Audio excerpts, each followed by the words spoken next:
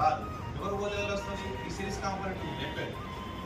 ఇది లోపల ఓపెన్ అయిపోయింది అనుకో, ఒక సైడ్ ఏమో జిఆర్ వస్తుంది, కనెక్షన్ ఉంది కాబట్టి జిఆర్ వస్తుంది, మధ్యలో కట్ అయింది కాబట్టి ఇక్కడ వైర్ వస్తుంది. అప్పుడు దీని ప్లేస్ ఏం చేయాలి? జంపర్ కూడా ట్రాక్ ఏమైంది?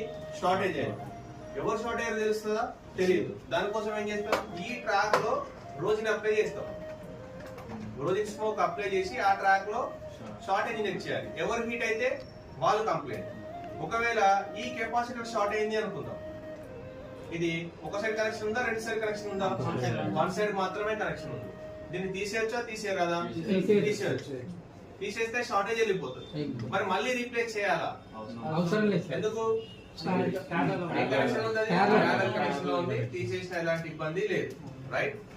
మరి ఇదే సిచ్యువేషన్ లో ఐసీ పైన హీట్ అవుతుంది, అప్పుడు ఏం చేయాల్సి వస్తుంది? ఐసీని రీబాల్ చేయాలి. రీబాల్ చేసినా కూడా